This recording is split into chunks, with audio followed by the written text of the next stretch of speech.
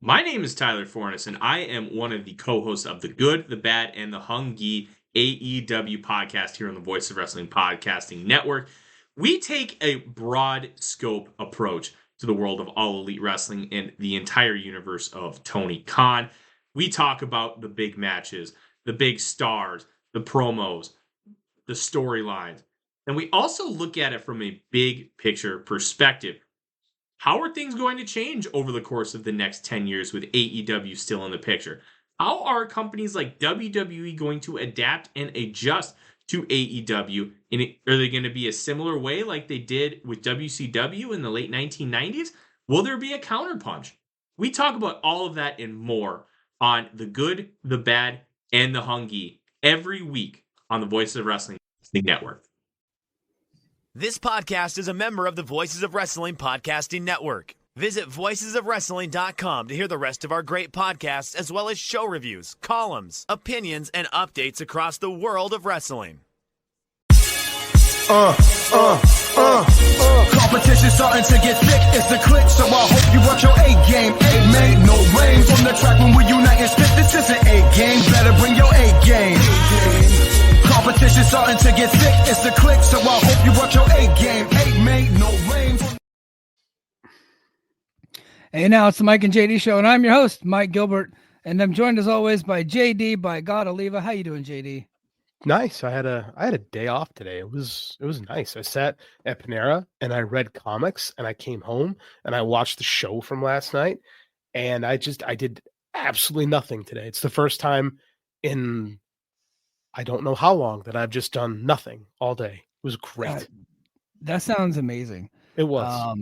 Thank you guys for being here. This is not our debut episode on Sunday nights, but this is the official launch of your Sunday night's main event right here on the Voices of Wrestling Network.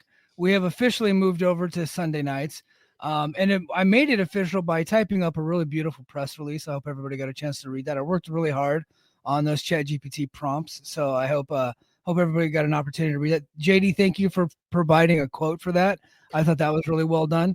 Man, I was reading that thing and I'm like, I don't remember saying this. And then I remembered who I was dealing with here. I'm like, oh, Mike AI generated. That's good. I got a good laugh off of that. Yeah. I purposely left in the ChatGPT logo when I put the press release on Twitter just to see if anybody would catch it. I didn't.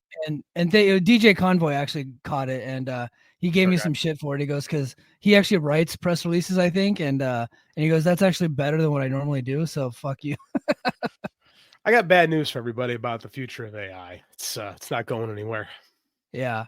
Jeremy Finestone. So I'm going to introduce you here in a second, but again, thanks everybody for being here on Sunday night. We haven't really talked about why we moved to Sunday night, and the answer is simple. It became increasingly more difficult for us to go on Thursdays with JD's work schedule. And then me, I'm here in Hawaii. It's fucking 5:30 right now on a Thursday night. I don't get off work till 4:30. Then I got to rush home. I got to sit at the dinner table, wolf down some food, head upstairs, change. That way I'm not in uniform whenever I'm on my show. And then immediately hop onto the podcast. I get no time with the family, no time with the kids.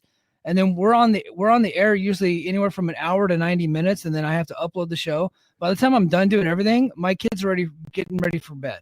So like it just became more and more difficult for both of us. JD was missing a lot of episodes lately because of his work schedule. And we just kind of talked about it. And we're like, let's just move to Sundays full time. Like the numbers are there. People are watching, and we actually can do the show easier. And so the first thing we did, JD, was we went and got our spouse approvals. Of course. And once the wives said yes, then it was official. We're moving to Sundays. Oh, my wife was like, he's like, you guys are stupid not to do this. I was like, she's right. Yeah. Like we did Thursdays for Impact because we started out as an Impact show originally on the Fight Game Media Network. And so we always did late night Thursdays, but like you were living in California, I was in the middle of a pandemic, so I wasn't working much at all. And now that you're in Hawaii and I am a teacher, it's like, I'll be honest, I've fallen asleep on the air like 2 times. Yes. That's actually happened. Legitimately, I woke up JD a couple times by asking him a question while he was passed out. There was one time I fell asleep in the middle of a sentence where I had an idea and then I was just rambling incoherent. And then I just looked at Mike and I'm like, I just fell asleep like live on the air while I was speaking. So That actually happened. So this is, dude, it's 9:30 in Chicago on a Sunday night. My kid is normal. They're away this week, but normally he's going to be in bed right now. This is like a no-brainer. And no one else does things on Sundays with Voices of Wrestling. It's our night. It's our time. Yeah. Our time. Every time we would upload our show on Thursday nights, I would look into on the Slack channel for the Voices of Wrestling, and I would see that like everybody else was uploading all their stuff on Thursdays and Fridays. So it was just an overwhelming amount of content on both of those days. But Mondays are pretty much open, right? Like they get the occasional show that drops on Monday, but Sunday nights live on the Voices of Wrestling Network is going to be us. And then Mondays on all the Apple Podcasts, Spotify podcast feeds are out there that people are using on the Voices of Wrestling Network. That's going to be our day now. And I kind of like that. So hopefully the overall numbers will go up. And I think that they will. I think they will too. I like the fact that we actually get to read the Observer now, because I always feel like we're behind everything because the Observer comes out like at the same time that our show would drop. So now I feel like we at least have a weekend to digest what Dave is writing, because whether you like it or not, Dave is still the predominant force in this side of the industry. So it's nice to be able to talk about what's in the Observer, and it keeps me reading it, quite frankly, because sometimes I get buried with work. I'll be honest with you, especially this time of year. I don't know what end is up. What day is it? Sunday? Jesus. Can't see straight. Well, and also we will actually start to review pay-per-views, which we have not been doing. I've been doing some of them just solo, and I think actually earlier in the year Jeremy came on with me and recapped WrestleMania because I really wanted to talk, because I just Jeremy came on with me. I do all the TNA pay-per-views. I do those solo, and I've done some AEW stuff, but for the most part we don't really review any of the pay-per-views. So now, being a Sunday night show, we're actually going to get to review the pay-per-views every Sunday night. So that's going to be cool. Yeah, I literally just watched the show. It's completely fresh in my mind. And like, we haven't done a pay-per-view review show since early Brace for Impact days. So I'm kind of excited to talk about it, because usually, by the time you get to Thursday, it's all old news by then. So now everything's nice and fresh. It's a new day. It's a new day. Yes, it is. And we got our old buddy on here from the Fight Game Media Network. He is the host of Speaking of Strong Style. He also did a AEW recap show last night with the handsome one, Silver Fox himself, Kevin Ely. Very handsome. Formerly of the. Is he still doing the Boom podcast? I know James is not doing it right now. The Boom is a pay-per-view recap podcast. Correct. Okay. So I am temporary co-host. The guy that just shows up when Kevin says, "Hey, are we doing another one?" I'm like, "Sure." JD did one with me when Kevin couldn't go last month, and that was another moment in which JD was trying to stay awake on air during a pay-per-view recap. I have fallen victim to the JD, and his busy life has struck again. He is impressive with what he has accomplished with grad school and all these other things. So we tease him, but I implore somebody to find someone else who works as hard in all his facets of life as this guy right here. I appreciate that. I slept till 11 o'clock today. It was wonderful. Ooh. I too read a bunch of comic books as well. We'll discuss that later. I'm excited to talk about that. This is a plethora of nerd /wrestling / New Japan domestic wrestling. Buckle up, folks. This is gonna be a wild one. This show. Yeah, it's gonna be a wild one. We got some folks in the chat. We got Everything Pro Wrestling. What's up, my brother? Thank you for being here. Big new distribution deal, Gerard. Man, this is like his time of the year, man. TNA just signed a Canadian deal. It's time to shine right here. Bodyslam.net. Yeah, there's bodyslam.net. Absolutely. There's rumblings of a possible US deal. Who knows how that's going to work out? India and UK on the horizon for them. This is his World Series right now. TNA might be signing new TV deals. We'll see. Uncle Scope, hoorah, Scope. Welcome to the chat, sir. And then Burt Macklin, also of bodyslam.net. He is also a TNA podcaster. What's up, Burt? He's actually from the Central Coast. I think he's Pismo, or not Pismo. What's the other one? Avila Beach. He's from Avila there on the Central Coast. So what's up? Central Coast. Just up the street for me. I'm over in San Jose, my friend. Yeah, just up the road, Okay, guys. So let's get to this AEW show. I'm really excited to talk about it. I thought it was like 95% extremely really good. But then there was I think there was like two things that were pretty bad, and then there's some other stuff was just like okay, like it was just fine, which you're gonna get on pay-per-views. Like not every match has to be 5 stars, but I think the most important thing coming out of the show was that Will Ospreay very clearly had 2 5-star matches in one pay-per-view, and I don't think there's any doubt about that. And what are you guys' Jeremy? I'll start with you. What was your overall thoughts on the show for World's End? I thought it was brisk. I was glad that it was ending a half hour earlier than most of the other shows. I'd say 5 of the 8 matches I was really happy with. And then the other 3 matches on the card didn't really do much for me, whether I liked them or not, or just put into position of death or whatever. Generally, I thought it was very good. I thought the direction of AEW seems to be stabilizing into something a bit more positive, and I felt encouraged coming out of the show. JD, you literally just finished the show right before we went on air. What were your thoughts on it?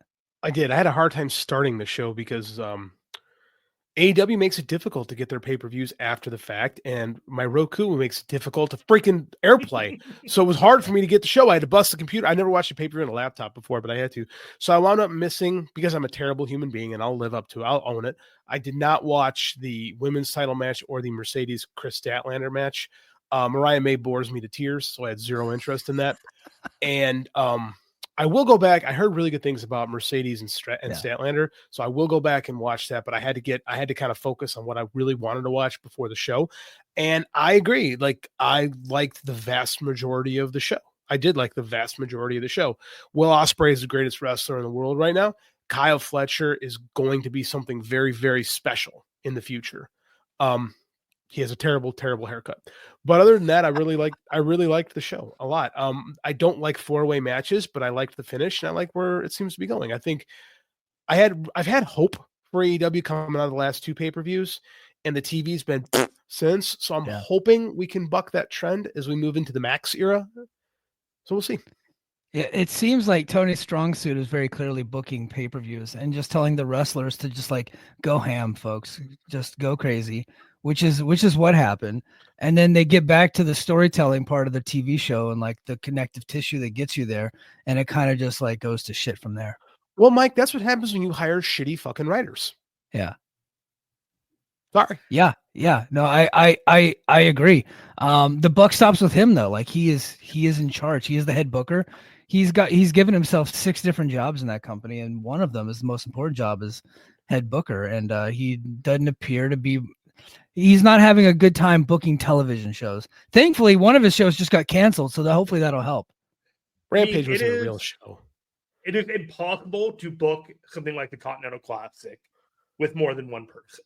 One person can do this tournament, because when you start getting a committee to figure out who's doing what, it gets messy. It's why Ghetto does it that way. It's why Tony Khan has to do it this way. And if he's focusing all his time and attention on that, a lot of these other angles and all these matches clearly like fell by the wayside, and it was up to the wrestlers to be like, hey, here you go. Like 25 minutes, 20 minutes, here's your time cue. Here are the beats of the match. You go for it. And I think some of them stepped up to the plate, and I think a couple of them swung and missed. Yeah, I totally agree. Just 1 second. Okay.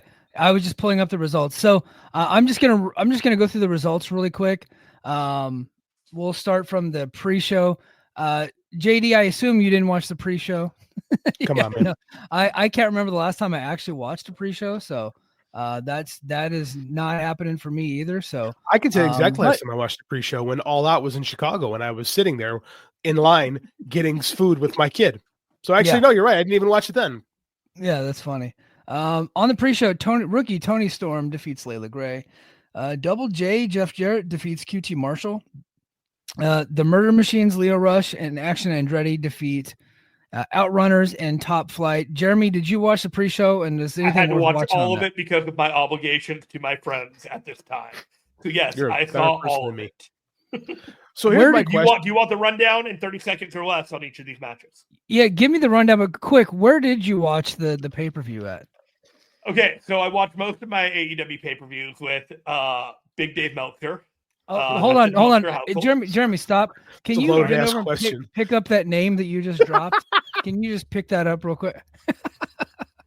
Big Dave Meltzer. Is that the name that you were looking for? About 9:30 yesterday morning, I wasn't sure if I was going to be watching the show at his house because I had gotten up at 3:45 in the morning and driven from the Palm Desert where my mother lived to get back home. And we were pulling into the driveway of my home when I get a message from Dave. It's like, hey, are you coming to the show?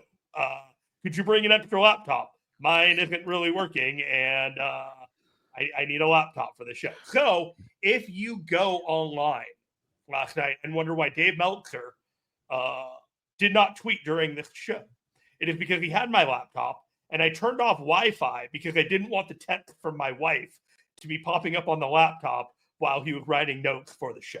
Yeah. Good decision. Jeremy, I choose to believe that when Dave texts you, he actually does write in there because that's just the Davisms. And I want to believe that that's actually how that was written. All of this is 1000% true.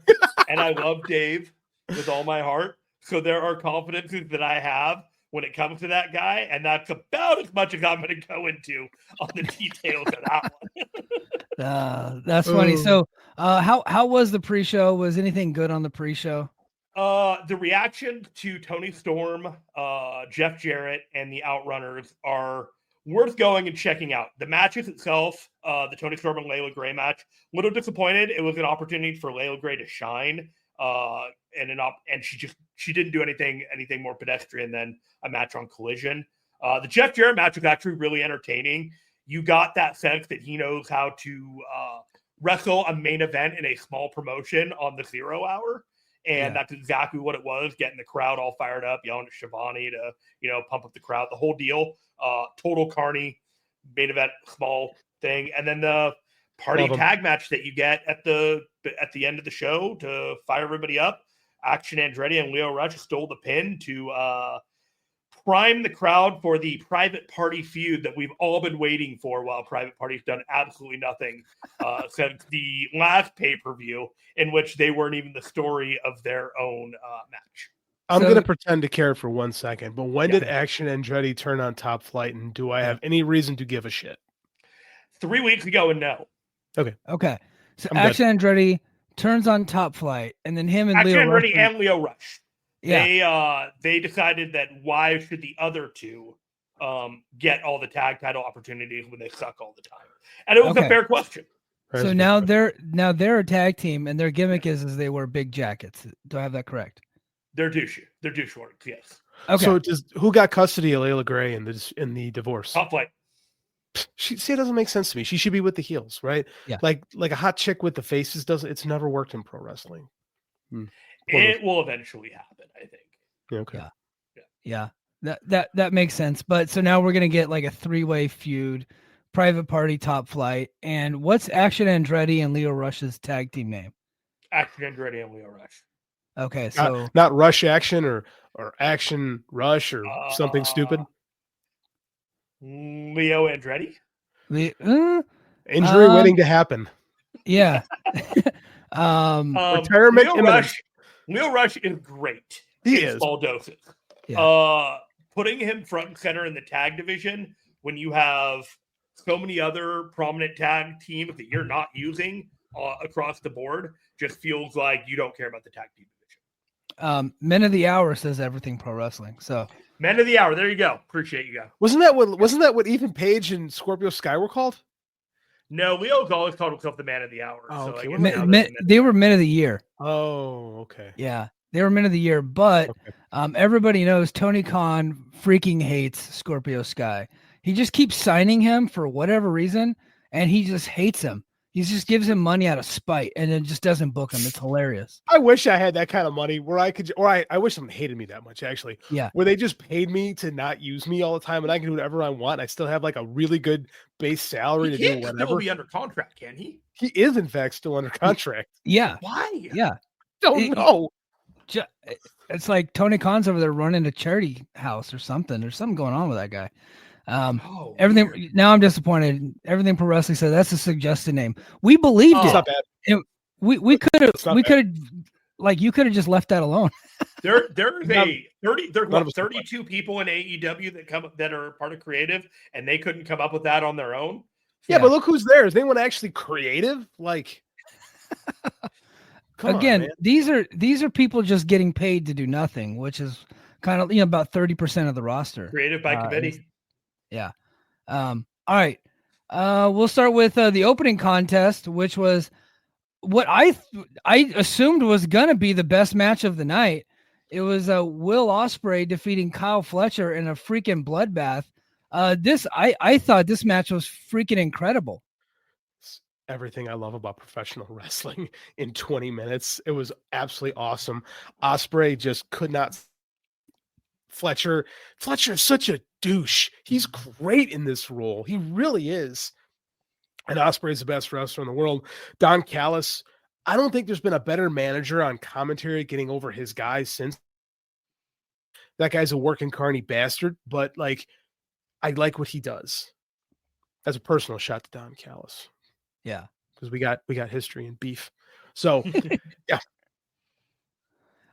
Jeremy, what did you think of the match? I feel like somebody was watching their Mid-South Ted DiBiase wrestling tapes, whether it was Tony Khan or Will Ospreay, because there was a lot of that in this tournament tonight with the babyface just trying to overcome all the odds. And it's okay that Will Ospreay won this match, and we'll talk about what happened later on. You don't want to keep losing matches. But there's a point where, like, in an insular like environment like a tournament, it's okay because it doesn't affect the greater ecosphere of things. This match was magnificent. These guys came out swinging. There is a point where I worry what's going to happen with Kyle Fletcher when he's removed from the environment of wrestling with Ospreay and Okada and all of these guys. And is he going to be able to sink or swim? Feuding with other people, and are the fans going to care? Are the feuds going to matter? Those are the things that I kind of look at with him. And I think the answer is yes, it's going to work with him. But when I saw this match, I saw a match that was meant to highlight Ospreay, but Fletcher also came out of it way better than he was actually positioned to be in the whole thing. You talk about Mid-South Ted DiBiase and good TV stuff. Let's put a pin in that. Yeah, more to come on that. More to come on that. But if Ted DiBiase had that amazing match with Flair that was just a bloodbath. It really turned him into a big star. Mm-hmm. Next match, Kazuchika Okada defeated Ricochet. I thought this match was good. Fine. Yeah, it was fine. Because Okada was clearly saving himself for the match later, which smart. Like he's already a legend. He doesn't need to have 2 5-star matches in one night. He can have a 3.5 boy with Ricochet, whom I assume he just doesn't like. So the way he treated him during that match, which I actually think AEW hates him, to be honest with you. Now, what? Now is Ricochet? I saw something that Ricochet is trying to like be Andrew Tate. Is this like a thing? Well, no, he is like low key MAGA, and he has been retweeting Andrew Tate tweets.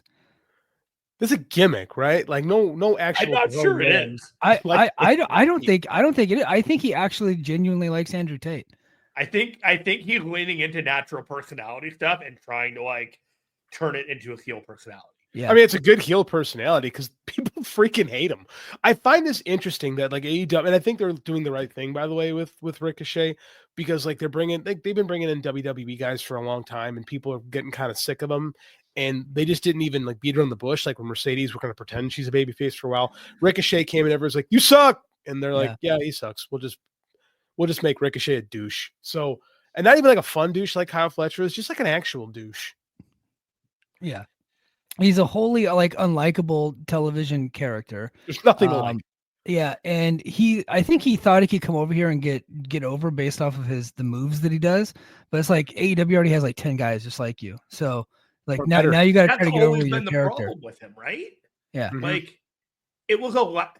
No one wants to admit it, but essentially he laterally moved from the best promotion in the world to the second best promotion in the world. And that's all that happened. He's never going to be a world champion in AEW. It's just not going to happen. I'm sorry. I look at him and the chart of mouths to feed before him is massive. And it's just, he's got a lot of work to do before he would ever get to that. But that's okay. Like, he's not, I don't think he's supposed to be a world champion. Like, the only time he's ever like led a promotion was in Lucha Underground, when like he got to be like this, he was basically ripping off Tiger Mask, you know, and didn't have to say anything. Like, and who was the real star of that promotion? It was Penta. Mm-hmm. It's just, this is just who he is. Like, everybody thinks he's something, and then you get him and you're like, yeah, he's a good high flyer, but like, I don't know, there's guys that are better in this company. Like, Will Ospreay's here. Like, you gotta bring something else to the table. Yeah, we have Kyle Fletcher. People, it's him that thinks he's better. Oh, but he hasn't been able to prove it, and his work in the ring hasn't cemented that either. Like, everything about it is show us, don't tell us, and his heel personality is now telling us instead of showing us. Yeah, and then after the match, Swerve comes out and they do the whole toilet paper gimmick, where he brought toilet paper down to the ring. Prince Nana did, and then all the fans threw toilet paper in the ring. And I'm like, they could not have emasculated this guy more. He is done. He's buried. He is never going to be over as like a star that people want to see. He is a geek. Can you imagine that the idea for this was that it was supposed to rehabilitate him in some way and set him up for his next angle? People forget about him just losing to Okada. And instead, it just further geekified him. To the point that I'm done. Yeah. Guys, what? Okay, so Swerve's the babyface in the feud. What's he supposed to overcome? Like, why would he even wrestle this guy? He already humiliated him. There is no point to the match now. There's no reason to watch the match. Unless Ricochet gets back at him somehow.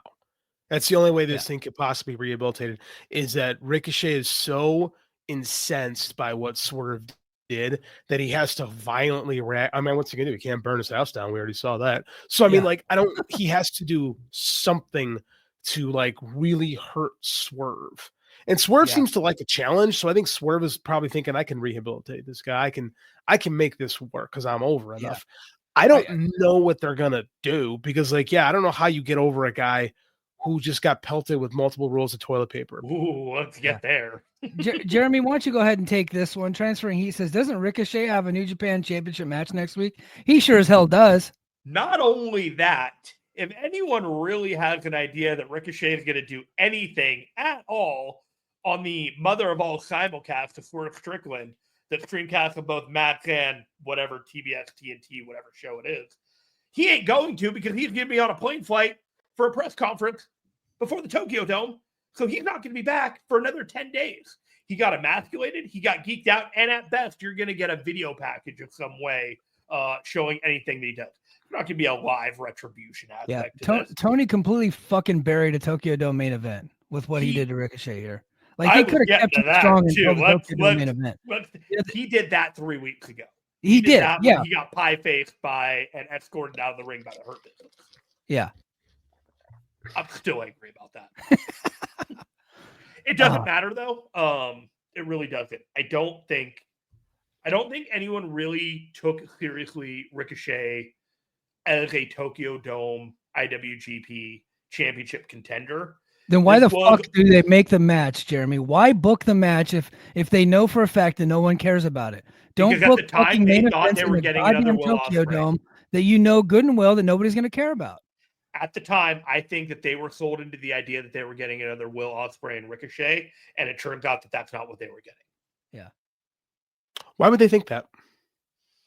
Because I think Ricochet sold them on that. I think Tony Khan sold them on that. And by the time that the decision was made, probably in September for that October reveal, plans were in motion, man. Like, there was no turning back on what those Tokyo Dome plans were. And Tony Khan had the pick of the litter of what people he was going to hand over to New Japan Pro Wrestling. And that's why we have a haphazard, interesting motley crew of wrestlers heading over the Tokyo Dome for Wrestle Dynasty. Stay tuned for our full preview of a Wrestle Kingdom and Wrestle Dynasty coming up here pretty soon. All right. Let's see. What else do we have? What was next? It was Mariah May. It was the Thunder Tijuana Rosa Death in a Match. street fight. I'm sorry, Jeremy. What'd you say? It was the Tijuana Death Match. Yes. I didn't think this was all that good. They ended up breaking a table, so there you go. Thunder Rosa's dad got involved. They threw some dirt and they threw some graveyard dirt from Tijuana in Thunder Rosa's eyes. So she's dead, I think. Like, I don't know what the hell that was all about. They had a Tijuana street fight in Orlando, so I guess that's cool. I don't know how they logistically made that happen, but I didn't really care for the match. Jeremy, what'd you think? This match, God bless them, they were doomed after being behind 2 C2 matches, but I don't think that that very much helped their match anyways. I think Thunder Rosa has a confidence issue in doing any kind of match that doesn't include like a street fight, weapons, any type of that thing, because she can't connect with the audience and the audience doesn't care unless that. And she had that match with Britt Baker years ago, and she's gone back to the well repeatedly with diminishing results on these times. And I think what we're seeing this time was the most diminished result of trying to do that kind of match, hoping that it was going to get people interested. And unfortunately, this feud went right out the window the minute Toni Storm walked out, and Thunder Rosa was sitting as a spectator to the match with Mina Shirakawa with her signs, doing the what the fuck, and she didn't realize how badly she was owning herself at the time, and no one took this seriously. It's unfortunate. Better days ahead for Mariah May. I don't know if better things are ahead for Thunder Rosa, but we'll see. I mean, she's got her busted open gig. And maybe that's why she does hardcore matches, because she's co-host with Bully Ray and Tommy Dreamer. That's all they ever did too. So the most success she's ever had, man, is doing those hardcore matches. I get why she goes back to it when she her confidence is shaken. Because she's not that good. Yeah.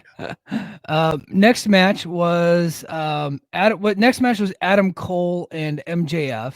Yes. And this sucked. Sucks like, so bad. They're good at doing the moves, right? And they're good at the near falls, which everybody in AEW already is. They tried to bring this into some melodrama from 2023, trying to recapture their feud, which we all hated. And they're doing it seemed like Shawn Michaels booked this for NXT, like with all the mid-match melodrama and saying, I never loved you and this and that. The whole thing sucked. MJF ends up winning.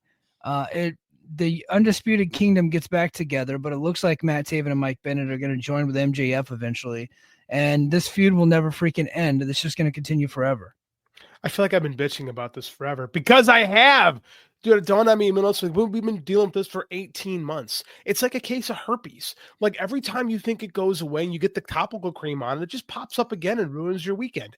The only benefit I saw of this was Adam Cole did not look like he had jaundice. Instead, he was remarkably pale. Yeah. He instead of just getting a new tanning cream or just getting like a regular tan, he just said, fuck it, I'm not tanning.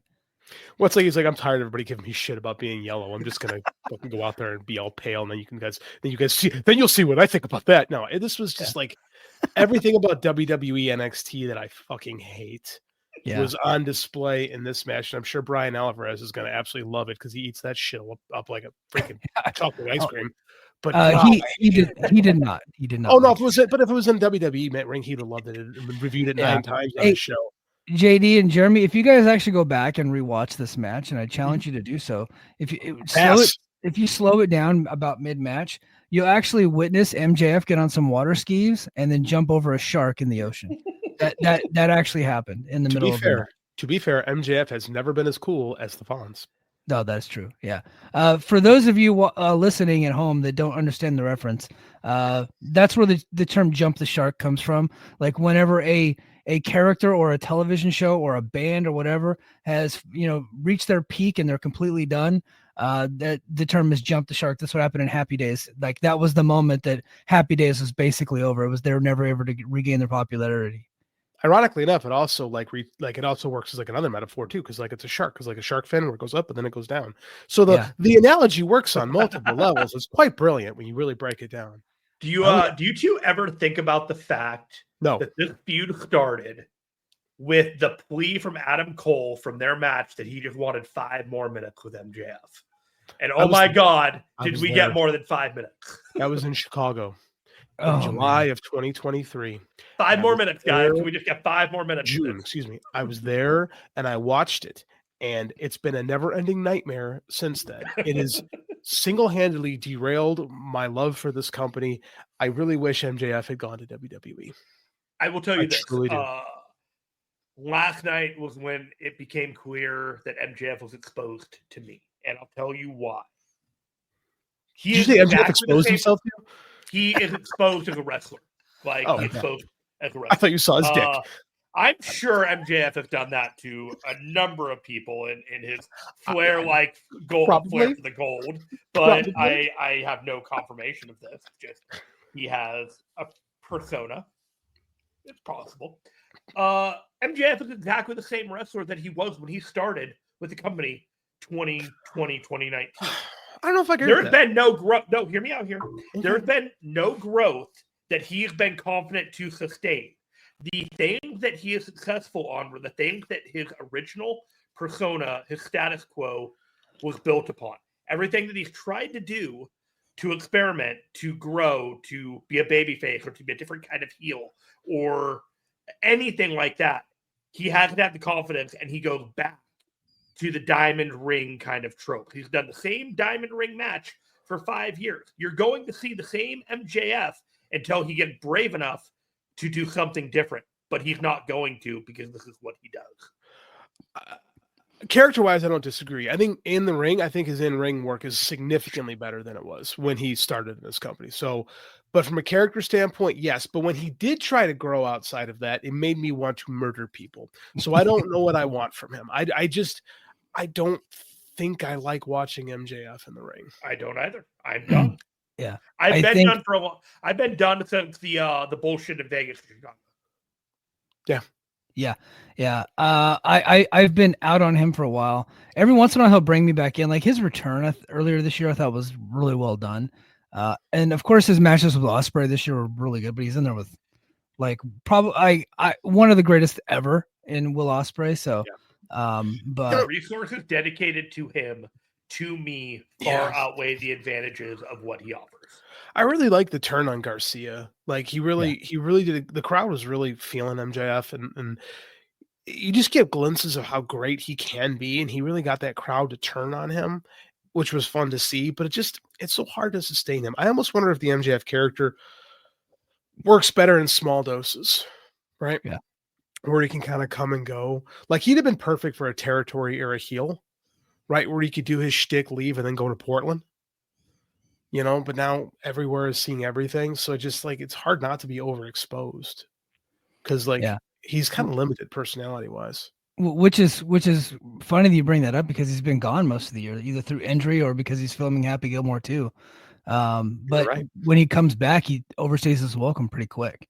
And honestly, I'm not that happy with Adam Cole. Now I was never the biggest Adam Cole guy, but I always thought he was pretty good and a talented guy.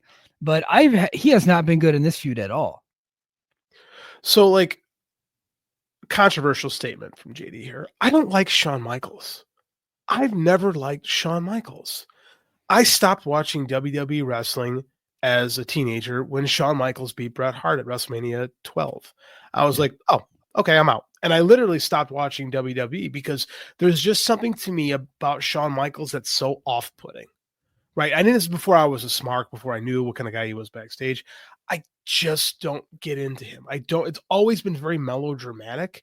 And Adam Cole is like Shawn Michaels, but not as good, right? He doesn't have the aura, presence, or charisma. No. He's got the good theme song and he's got the good catchphrase. But he is not the same level of star that Shawn Michaels ever was. He looks like he's a guy cosplaying as a Shawn Michaels fan. He's like a 12-year-old Shawn Michaels fan in the ring. who can do less of who does less of the work that Shawn Michaels could do. Like I said, like so I don't like the original. Like it's like I don't really like Pepsi. I'm not going to go out of my way to drink RC Cola, which is a total lie. I love Pepsi. That's why I don't drink it anymore. I have a problem with it. But like, there's my analogy.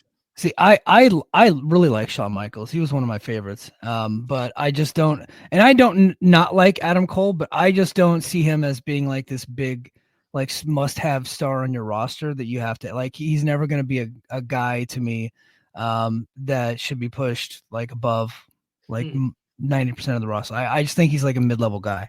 I used to cheer for the Brainbusters to beat up the Rockers. Like I just can't stand Shawn Michaels. I never could. Yeah. The thing I think for Adam Cole that he suffers from is that he's almost like the King Cobra character, a snake, in which he's like the leader, but a snake kind of person, in which he sets up his plans. He puts himself in a position to take advantage of an entire environment and strike when the time is right. But his entire AEW run has been set by injuries or feuds that have superseded any ability for that character to kind of thrive, or he's setting up his chess pieces in order to strike and potentially like get a world title or get a title that he wouldn't have normally gotten. And then he's kind of gatekeeping it from all the other people. And that's how his feuds and how his matches go. He's never had that. He's never been put in that kind of position. He's always been like fan favorited or put with all these other groups. And then something will happen. He'll get the concussion or he'll have the foot injury or he's got to settle this MJF thing. We haven't had an opportunity for Adam Cole to do Adam Cole stuff at a top level in a long time. You essentially sold me that he was basically Cobra Commander from G.I. Joe. He kind of is. The snake analogy. He just always kind of falters. Always the plans always kind of fail. He's really not much of a threat. You know. Yeah. A Cobra Commander reference here on it's gonna get worse. The nerdiest podcast in the game. We go deep with nerd culture on Mike, I apologize in advance if your subscriber count goes below 2,000 and then I have to go back up again. Yeah. Oh, thank you for reminding me. Thank you guys to all the YouTube subscribers. What I wanted for Christmas was to reach 2,000, and we were able to do that. So we've actually this last month has been one of the best we've had since we first started. So I do appreciate everybody for joining the Mike and JD Show YouTube channel. 2,000 in the short amount of time that we were able to do. We're a small channel, and for the growth that we've had lately has been pretty incredible. So I do appreciate everybody for subscribing. You know, it's kind of cool that Jeremy's here for us to celebrate that because Jeremy put this band together. Yeah. So thank you, Jeremy, for reminding another me. Era of the Mike and JD Show. I feel honored.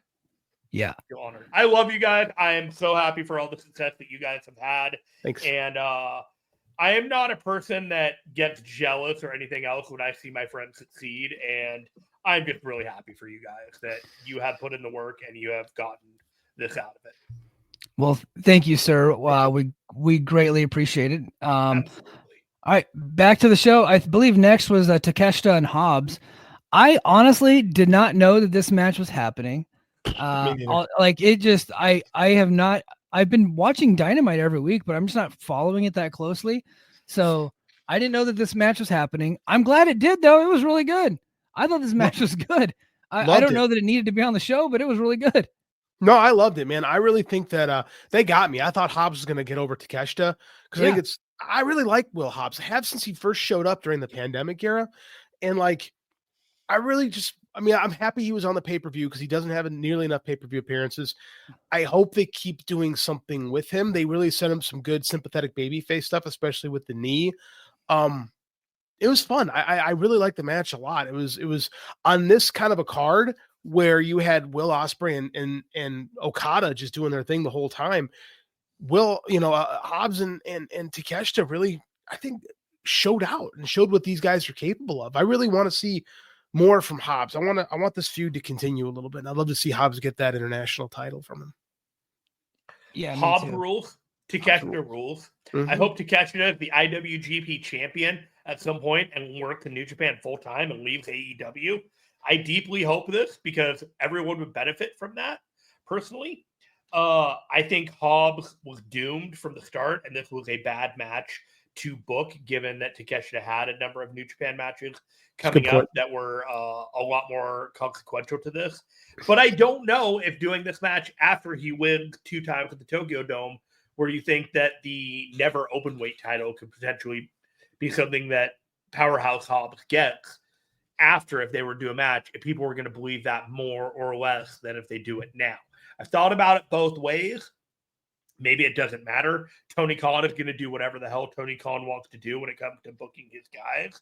It's infuriating, even if it comes to New Japan saying, oh, this is free and clear, this is already going to be a title, and then Tony Khan books this match without telling his business partners. Don't love that. But if we're looking at it on its face, this match was awesome. Hobbs is great. Takeshita is a phenom. And if I'm being honest, even though it was great, I still think it might have been Takeshita's worst pay-per-view match in AEW. Takeshita is that good. Like, yeah. And he's so it's funny because guys like us, but I do feel like he's very unheralded, right? And just there's just so much talent in this company right now. And I like the very clearly Don Callis's fingerprints were all over this thing. This had very the fingerprint, like I said, it had very much the Bobby Heenan touches. Like it reminded me a lot of the storyline with like Ken Patera or like Paul Orndorff when guys would leave the Heenan family. So like I really like, because Don Callis just loves Bobby Heenan and wants to be Bobby Heenan. I get it. Who wouldn't want to be Bobby Heenan? But I mean, like I really had some of that elements in there, and I thought it worked pretty well. Like on a match that's going to be forgotten probably in about 6 months. Like it was still pretty good. And I'm really glad it was on this show. Yeah. Yeah. I mean, it was like a pleasant surprise. It was like, it reminded me of like watching an old WCW pay-per-view. And then all of a sudden you get Dean Malenko versus Rey Mysterio for no reason. Like that's kind of what I thought. And these guys are actually like in a feud, but still, I just didn't know that it was happening. So I was really happy about it. Next up was Mercedes Moné defeating Chris Statlander. I have no idea why they had a rematch other than the first match was good. I think that everybody really liked the first match. So they're like, okay. Statlander went on there and demanded that they run it back. What's that? Statlander went on TV and demanded that they run it back in Mercedes. What fucking authority does Statlander have to do that? She lost clean in the middle. Who else was there? Yeah. She came on Collision and said, we need to run it back. You got no authority, lady, but they gave her the match anyway. Hey, look, she got the match, but she didn't have any authority to get that. When you think about how much energy Tony was booking on the C2 and how much energy he was booking on all the other matches. Yeah. But since they did the match, it took a while to get going. It ended up being the longest women's match in AEW history, and I think that was the goal. So they were able to break that record. So I guess congratulations. Was it good? It ended up being pretty good. Yeah, it ended up being pretty good. I think Dave will probably rate it pretty highly. Mercedes Moné is very sloppy in the ring at times, and I thought that she botched the finish of it. And then she's also a bit of a cornball. At one point, so she's a heel, right? But she still did the Eddie Guerrero Three Amigos to get everybody to cheer for her and chant Eddie Guerrero. And then she comes off the top rope with the goddamnedest worst tadpole frog splash you've ever seen in your life. It was just a skinny girl falling off the top rope onto an actual athlete. And she kind of bounced off Statlander and then got 1, 2. Nobody in the building thought that was going to be a 3 count except for Mercedes Moné, who did the NXT O face for a good 30 seconds. Yeah, it was dumb. After that moment, the match started to get pretty good. And then by the end of it, they had the crowd and it turned out to be a really good match. To be fair, Eddie Guerrero spent most of his career as a heel that people kind of cheered at times. So, yeah, he was just really good at it. He actually was really good at it. Yeah, and Mercedes Moné, her run has ultimately been a failure. However, she's been having some pretty good matches lately. If you put her in there with the right opponent, don't put her in there with Britt Baker; it ain't going to work. You got to put her in there with which is why they did the Statlander match again, because she wants to have more good matches on pay per view, and she wants to continue to beat people, and so she got her way. But I thought the match was pretty good. It was good. Go ahead, Jeremy. So my takeaway after watching this match was, I think Chris Statlander is the woman that beats Mercedes Moné for the world title in like a year, 18 months. Because there were a couple of cues in this match that made me think that Mercedes was really trying to set up footage or get some type of clip of smacking her in the face, telling her you're never going to be champion, you're never going to win this title. All of these universal things that you can say that like you can set up some video package later on down the line. You did 2 matches back to back where Statlander lost to Mercedes Moné, but she got closer each time. And when you look at that landscape of AEW wrestlers and you think of those from the day 1, day 50 kind of people that were there near the beginning, Chris Statlander kind of runs to that top of the list. She's had that TBS title a couple of times. Like the world title is the next step. And I was just kind of looking at this. I'm like, you're setting up a world title match down the line, and you're not being very coy about it. So, but okay Moné's a TBS champion. So do you think she's going to lose it eventually, and she's going to get that world title? So she's not going to lose it to Stat. You think they're going to hold off on Stat Moné 3 for the world title later? I think so. I think there's no benefit to Statlander winning a title she's already won against Mercedes Moné. When that happens, it's going to be for a different title. That belt means absolute dog shit, but beating Moné is a big deal. So I think that would be the moment, right? So there would be probably somebody else like Athena or somebody that calls it a shot. So I think, I got my John Muse cap on right now. I think what you do is like you got a lot going with Toni Storm right now. Toni Storm's got a little character refresh. I don't get it at the moment. It's like we're pretending that she's a rookie now. Okay.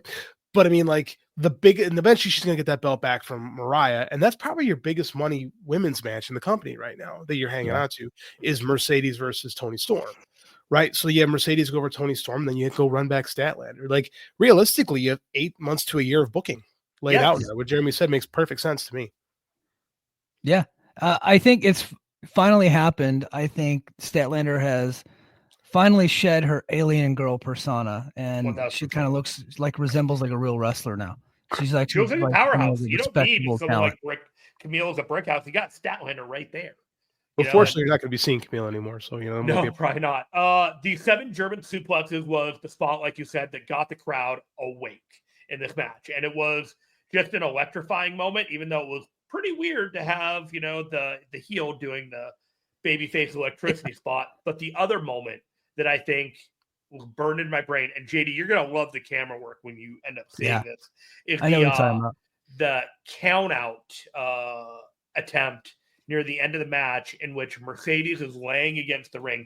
She has beaten Statlander pillar to post multiple times to ensure that she won't make this 10 count. And Statlander's on the ground. You see the angle of Mercedes against the ring. And at the 9.5, right before 10, you see Statlander jump into the ring as if like Randy Orton was leaping from the depths of hell. It was a perfect angle, a perfect shot. It is burned into my brain. Yeah. So low key, I haven't been watching near as much AEW lately just because of life stuff, and I've been cold on the company. I did think the camera work was pretty damn good on this show, to be quite honest with you. Like, I do think it's taken Mansory a little while to find himself here, but I have noticed that a lot of the production stuff has actually improved here. Like, I've always held New Japan as like kind of the preeminent. Like, I love the camera work in New Japan. Always have. Like, they train their guys to find the action, unlike WWE, who makes the wrestlers find the cameras. Mm-hmm. So I think that AEW is kind of finding like a midway point between the two, and like where things don't feel quite as staged camera wise with AEW. Like, they let things play out a little bit more. I have noticed that, so I will go back and watch that with my cinematographer brain on, and you've got me intrigued just by that alone. But I have noticed that. I thought the camera work, particularly in Ospreay and Fletcher, I thought was really good tonight. Yeah. Yeah, I completely agree. All right, next up, the match that I thought should have actually closed the show. Yes. I thought they should have closed the show with this match. It was Kenny comes out later, but it was Kazuchika Okada versus Will Ospreay. These guys have never had a bad match together. They've wrestled each other a dozen times, and they put on. Honestly, I liked this match more than the Fletcher match, even though I really loved the Ospreay Fletcher match. So, but if you were to tell me that you liked one versus the other, I don't have an argument against either. All I know is both these matches were freaking amazing. I loved them both. Will Ospreay is one of the greatest to ever do it. And we got vintage Okada. Okada has, we've been calling him, what did I call him the other day, Jeremy, in the DMs? Shinsuke Okada.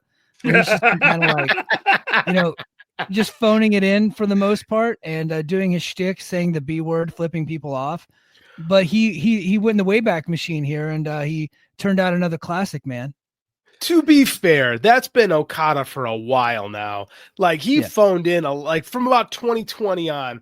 Big, Joe always calls him Big Match Kazu because, a lot of times, especially during the long pants era of Okada, he's punching out.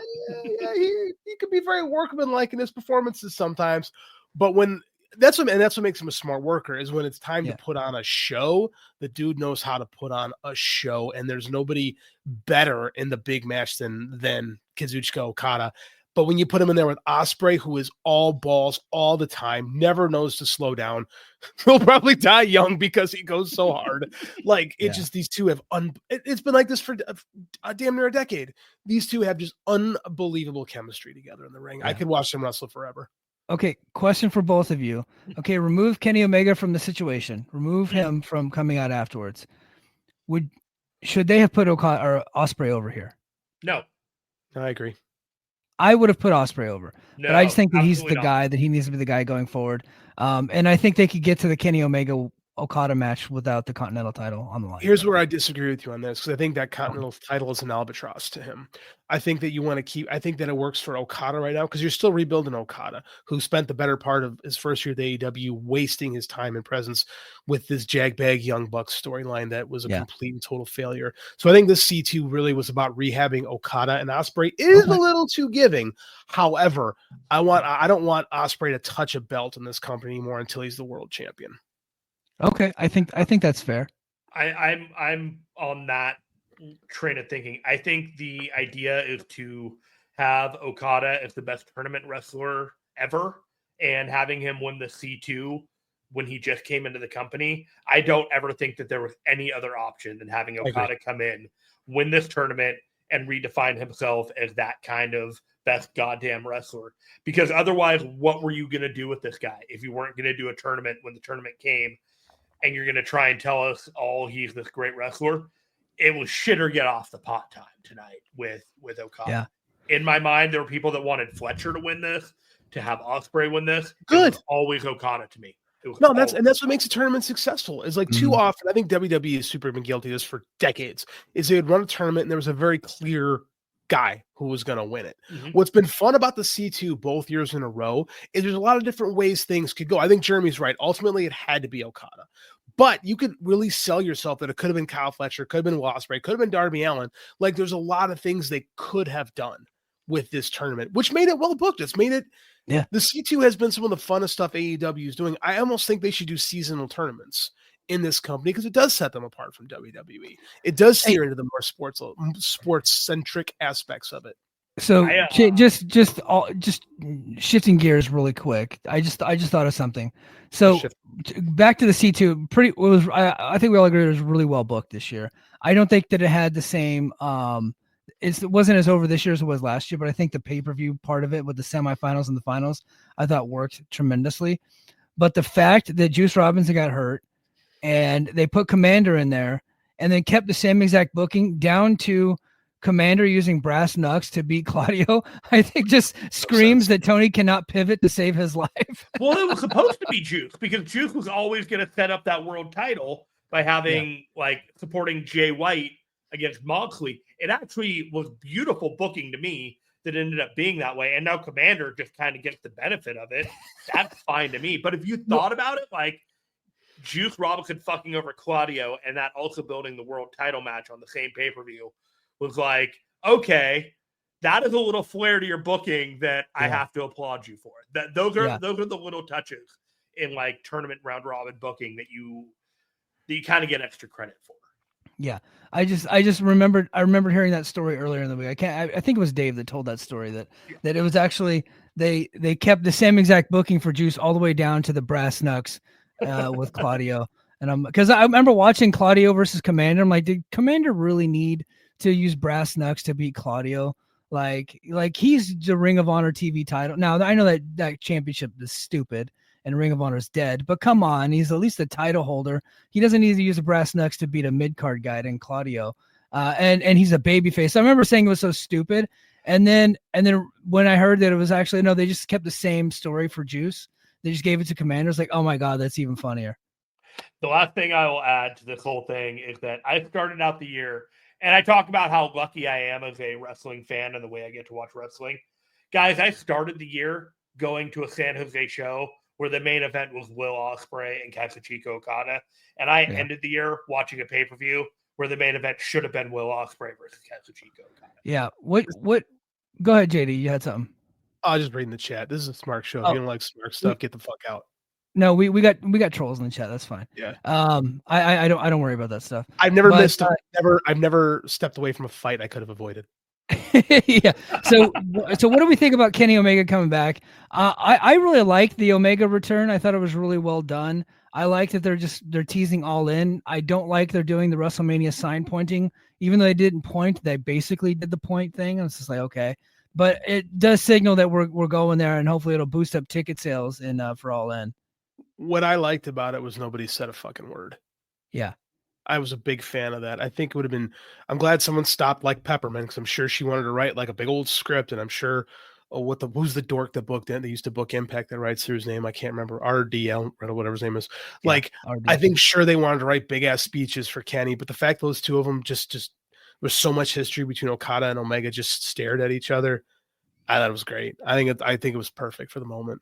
Excited to have Kenny back. Yeah. There's 4 big shows that you can plan out for right now, and that is the Australia show. You have Revolution, you have Double or Nothing, and you have All In.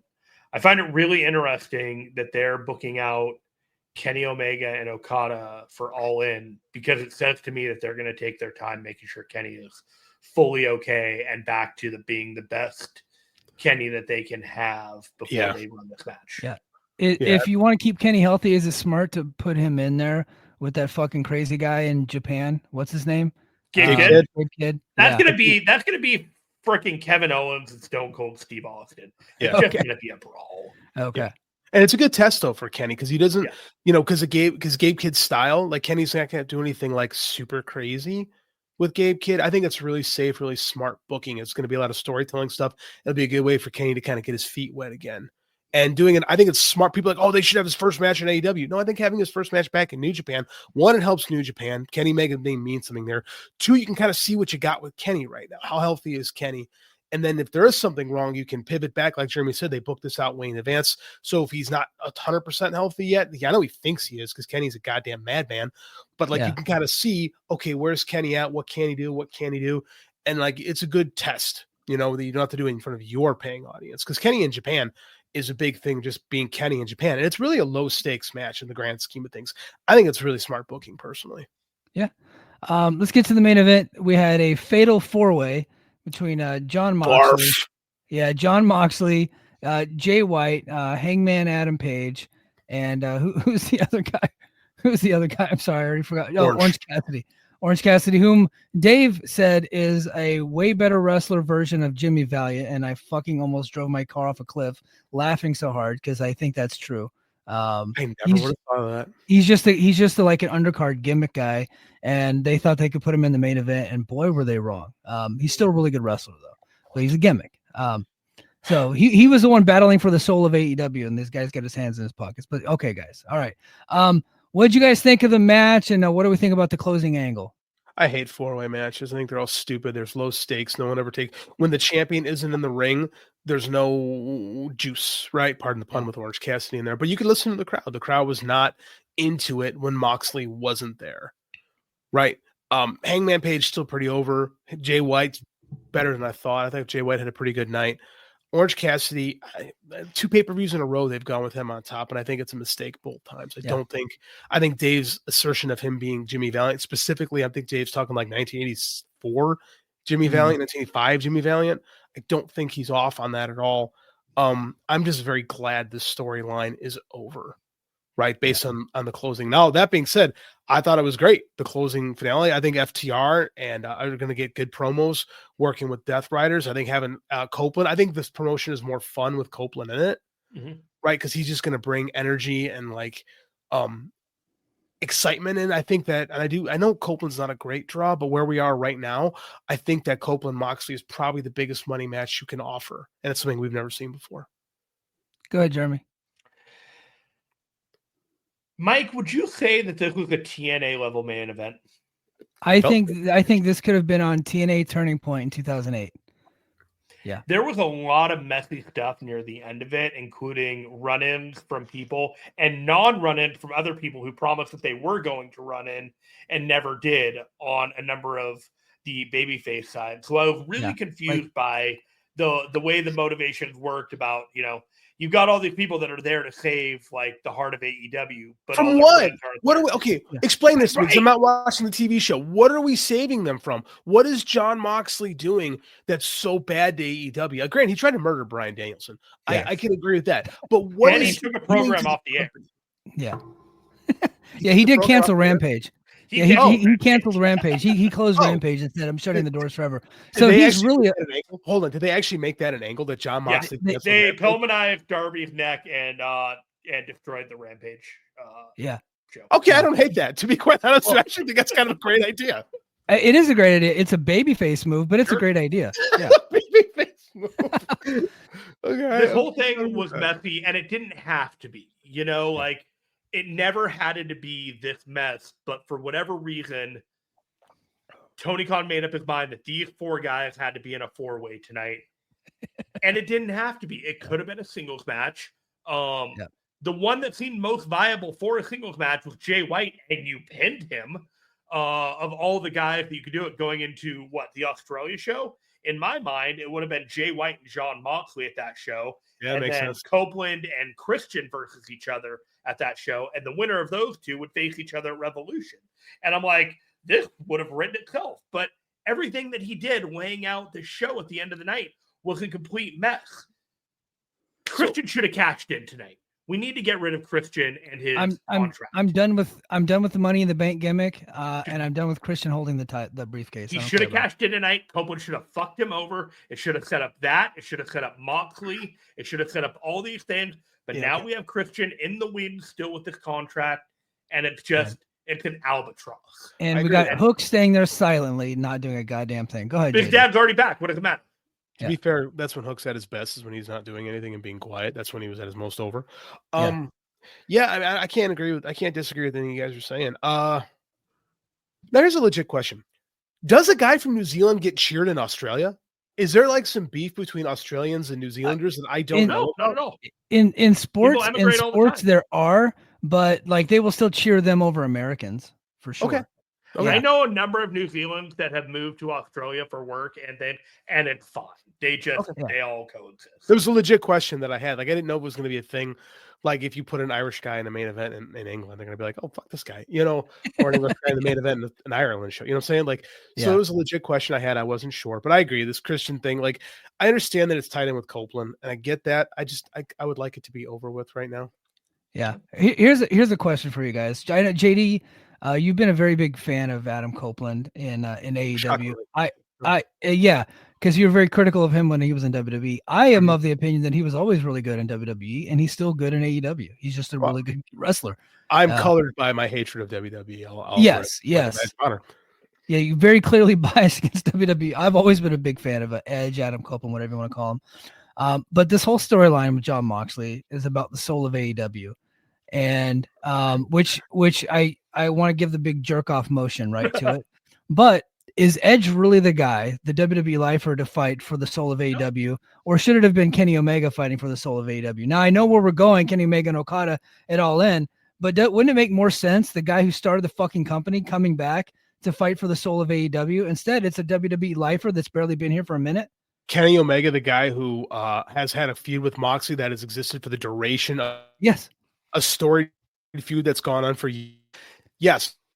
Thank you. Can be. Well, I think it still can be because I don't see Copeland winning this title from Moxley. No, but why isn't he mad right now?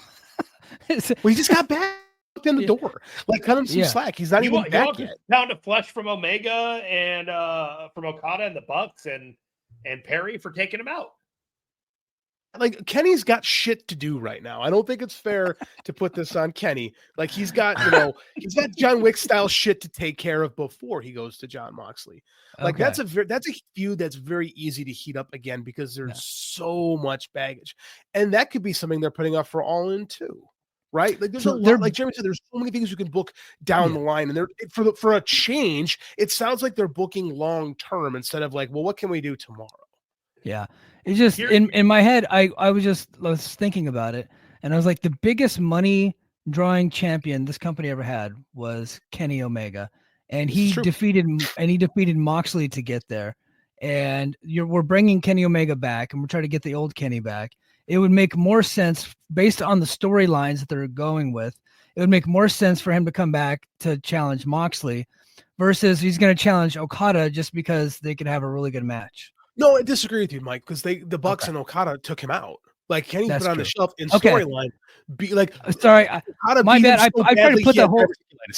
Everyone, I've tried to put the whole storyline behind me. I don't forgot that actually happened. I'm sorry. We have drama. We have drama from that entire storyline. I have a counterpoint as to why I'm okay with Copeland, and that is, I believe, and this is a weird theory. Try not to crucify me for this. I make is that the heavyweight champion of any promotion should be facing the top guys and beating them to legitimize their title reign. Agreed. So Copeland is a top guy. At some point, Moxley should be running through him and Omega, potentially Okada, all of these guys until Ospreay comes along and takes that title from him. Counterpoint, Adam Copeland's a 51-year-old man with a broken leg. But he's still a top guy. Yeah, and at some point, he's got to be in a world title match to legitimize everything else. I think Copeland is an outlier to everybody else in this promotion. Yeah. I think the big problem with this run of Moxley at the moment is they programmed him with Orange Cassidy. He came off the Bryan Danielson thing pretty hot for what AEW is. Like people were interested in this, and we all excited, and they put him in there with the guy who puts his hands in his pockets, who I like, who's never been a main eventer. Like they really dropped the ball with the fact that they should have programmed him with Darby right away. Right, because Darby is a guy they could have sold some stuff with. It could have been interesting, but he just pushes things down the path for some reason. Like the fact that Moxley hasn't really worked with a lot of top guys, with the exception of tonight where he beat 3 of them in a row. Like it hasn't fired on all cylinders. Like I think that's a problem with the booking is they should have Moxley just murdering dudes. Literally, he's trying to kill people. He should be doing that. Yeah, he should be doing it. Yes, consistently. And I think Adam Copeland gets that. So I think that Copeland will lay down for Moxley because it means something. Edge already lost to Roman Seth. Oh, sorry. Transfer Heat says Edge already lost to Roman Seth, so Tony clearly wants to complete the Shield circle. That's a good point. It doesn't sound like something Tony would want to do. Yeah, he's never. They even did a Shield moment in that match to make sure that really Moxley got his power bomb pound of flesh. I did that one in there. I thought that was some nice comeuppance. Actually, I did get a good chuckle out of that. And then Moxley fucked up the back of his head really nice. I never saw a dude bleeding out of the back of his skull before. That was cool. Gnarly. It was gnarly. That was pretty sick. I dug that. All right, we are over our allotted 60 minutes, but we are not going away. We're still going to talk. Jeremy came on here just because he wanted to talk New Japan. I was like, well, like if you're going to get to your New Japan stuff, you got to sit through the AEW stuff. You got to cover through all of it. That's how this stuff works. I don't know that we need to go through every single match because you tell me what you want to talk about, and we'll talk. I will pitch the matches to you, and you tell me what's going on. Because I'll be honest, I have not really been keeping up with New Japan a whole lot. Guilty. So okay, we're going to give you the 3-minute lowdown of everything that's going on in New Japan before we get into the Cliff Notes. Speaking of strong style, yes. When does your show air, by the way, and where can people find it? We go live 5:30 p.m. Eastern every Thursday, but we're going to go live on the days after Wrestle Kingdom at 5:30 p.m. Eastern with my partner Stephen Conway, who'll be in Japan, and we'll be talking about the shows as they happen the days after the show. But 5:30 p.m. Eastern every Thursday. We talk about New Japan Pro Wrestling. And so what happened this year was in January, you had Nick Nemeth show up and claim fame and bring the global title to its knees, winning it from David Finlay. At the same time, Will Ospreay, Tama Tonga, and Kazuchika Okada all decided to give their notice to New Japan Pro Wrestling, throwing everything into chaos. So for the first 4 months of the year, we were reeling from people leaving and the people coming in being severely underwhelming. By April, we had... Are you saying the great Nick Nemeth, the TNA champion, is underwhelming? The hell you say? Him and Matt Riddle both really set the world they on fucking fire suck, both of them. for New Japan Pro Wrestling.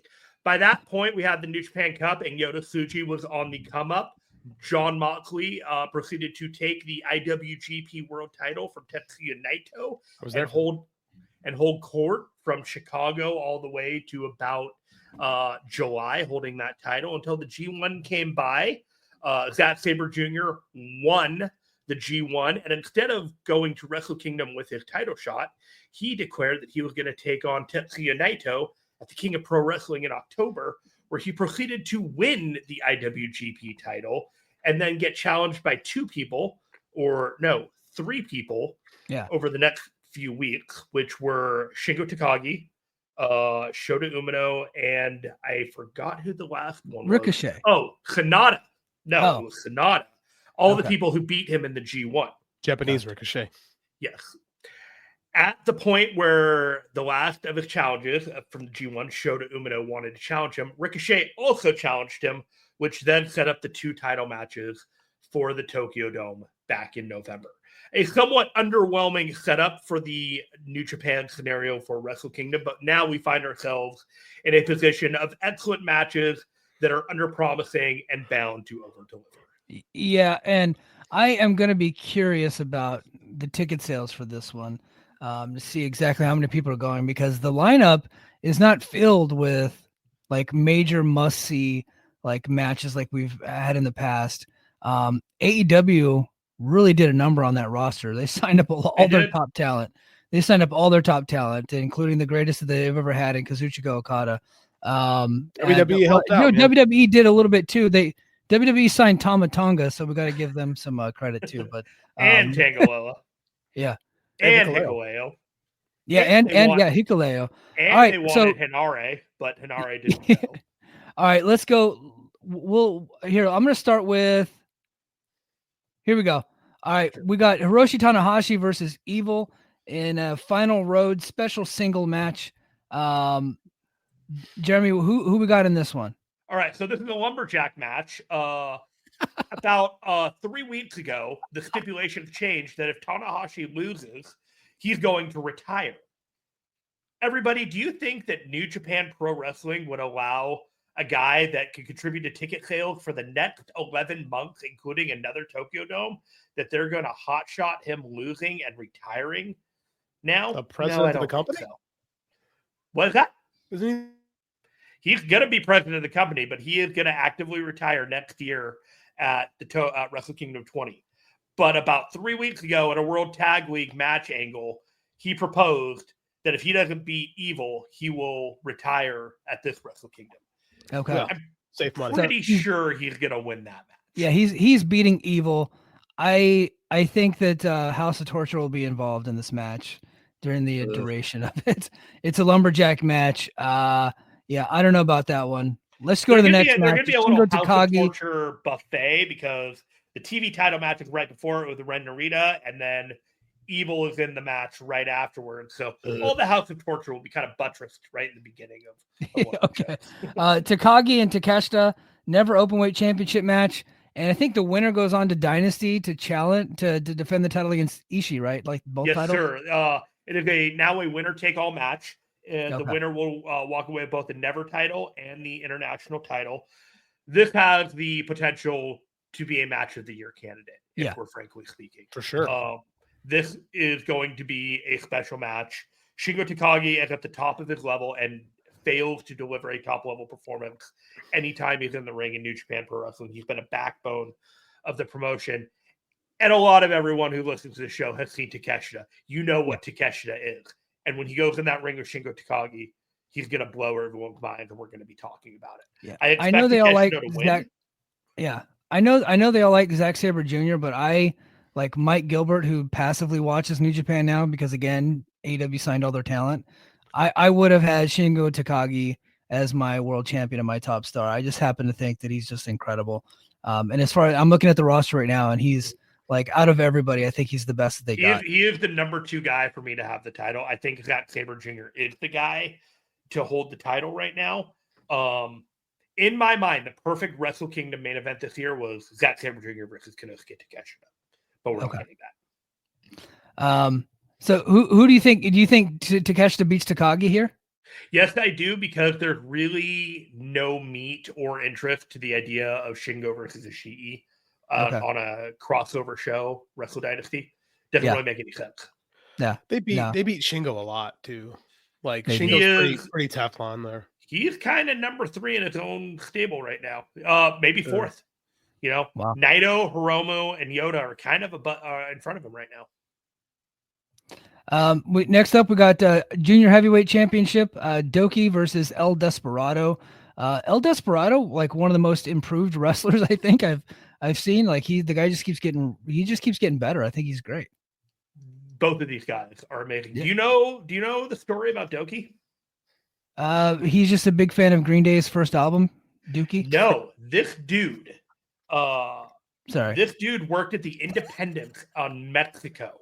Like, he didn't work for CMLL. He didn't work for AAA. He was working for the shitty promotions, like applying his craft. And he got a shot with New Japan about 2021 because a couple of guys dropped out of the Super Junior tournament, taking a bunch of losses, just being a guy. And he got his ass all the way to being the IWGP Junior Heavyweight Champion, not even part of the dojo system.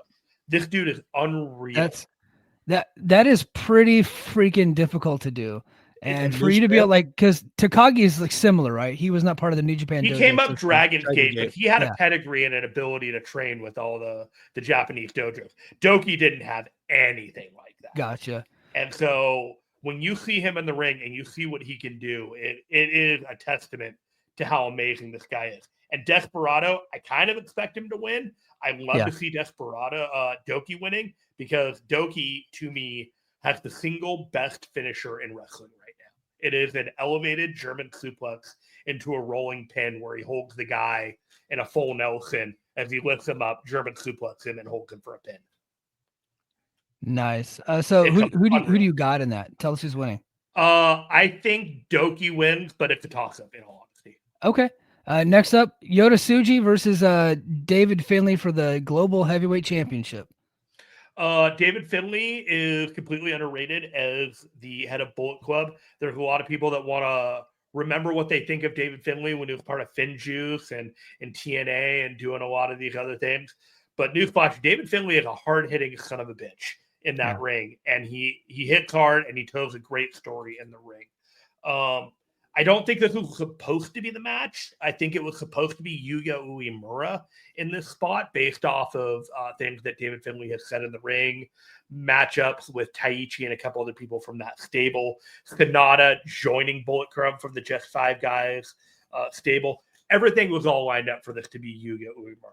For that reason, I tend to think Finlay is going to retain this match. Yota Tsuji is going to look great, but Yota Tsuji's story is about Yota Tsuji, and there's not necessarily anything about the global title and him winning it right now that seems to be the direction. Instead, there have been stories in New Japan where the Reiwa, Yota Tsuji, Shota Umino, Ren Narita, and Yuya Uemura, they're going to struggle before they succeed.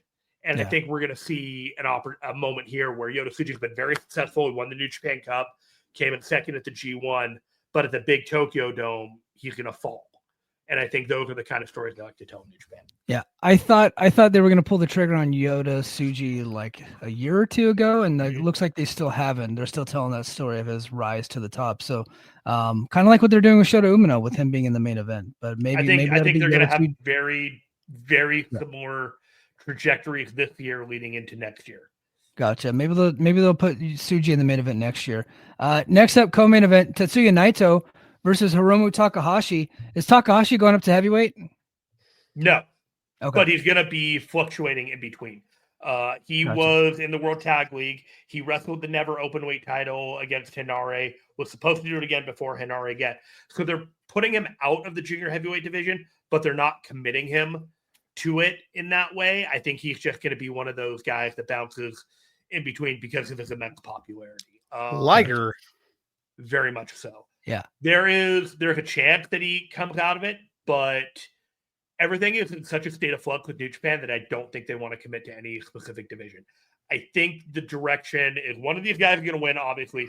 It should probably be Hiromu, but I think it'll be Naito, and then they're going to go ahead and be a tag team for the first half of 2025.